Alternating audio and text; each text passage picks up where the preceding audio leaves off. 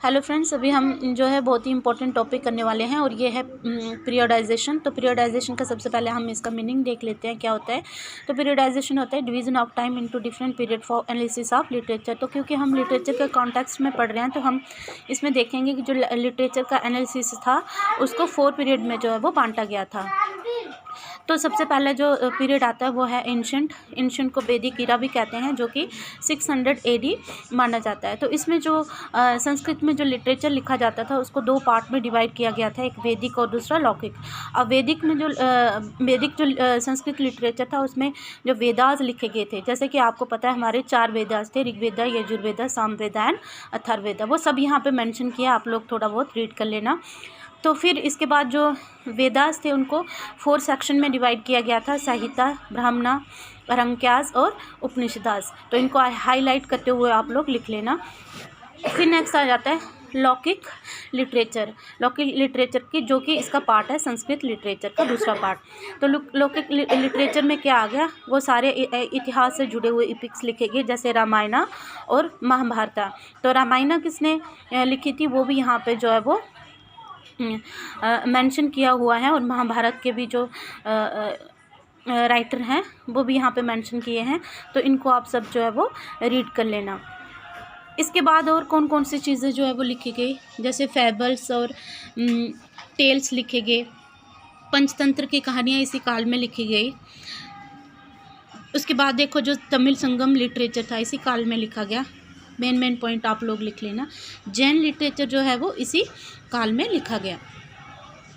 तो फ्रेंड्स ये तो थी एंशिएंट वैदिक इरा के बारे में। अब हम देखेंगे दूसरा जो पीरियड आ जाता है वो आता है मिडिवल पीरियड। तो मिडिवल पीरियड क्या है, मिडिवल पीरियड जो है वो 600 से 1800 AD तक का पीरियड है, उसको मिडिवल पीरियड क्या कहा जाता है, जो मध्यकालीन काल कहा जाता है। अब इस मध्यकालीन काल के बीच में 6 से जो 11 सेंचुरी का जो पीरियड आता है इसको अपभ्रंश कहा जाता है। जरूर से लिखना है, इसको अंडरलाइन करके लिखना, आप लोग हाईलाइट करके इसको लिखना। तो इसमें जो काफ़ी मिडिल पीरियड में जो लिटरेचर था काफ़ी फला फूला। इसमें जो भक्ति मूवमेंट है इसी पीरियड में जो है वो राइज हुई। तो भक्ति मूवमेंट जो आपने कवर किया हुआ है अभी देखा, आपके स्लेबस में है, भक्ति मूवमेंट एक बहुत बड़ा टॉपिक है।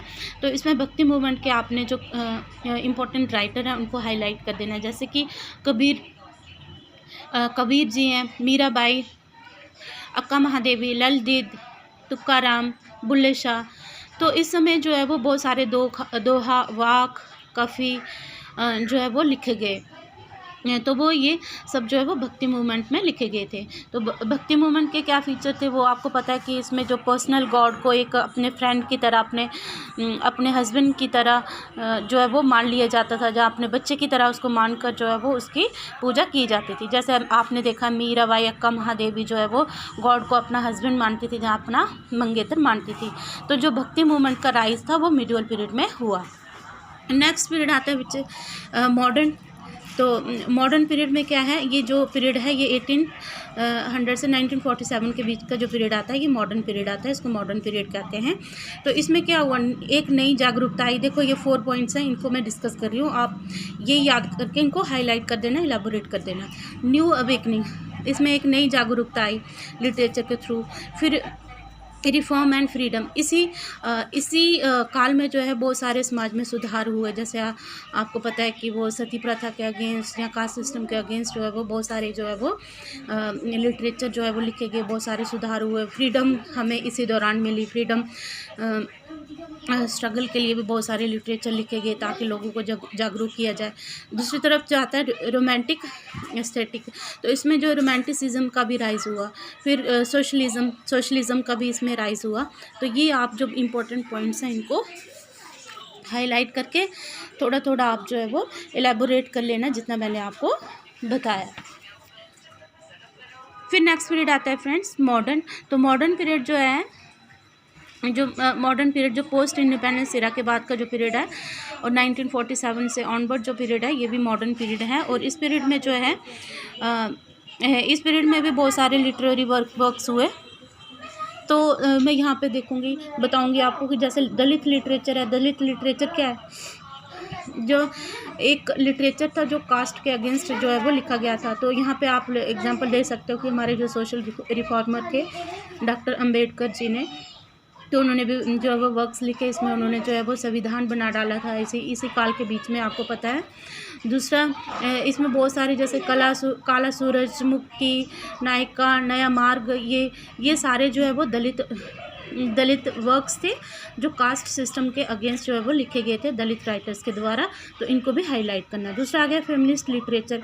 तो जो फेमिनिस्ट लिटरेचर है तो ये भी जो राइज हुआ ये पोस्ट इंडिपेंडेंस इरा के बाद हुआ। फेमिनिस्ट लिटरेचर क्या होता है बच्चों, अगर आपको पता नहीं है तो फेमिनिस्ट लिटरेचर होता है जो महिलाएं लिखती हैं लिटरेचर। तो इससे पहले आपको पता है कि महिलाएं जो होती थी वो लगभग जो अनपढ़ ही होती थी, उनको स्कूल जाने के मौके नहीं मिलते थे, तो वो कैसे ही लिटरेचर लिख सकती है, अनपढ़ महिलाएं कैसे लिटरेचर लिख सकती थी।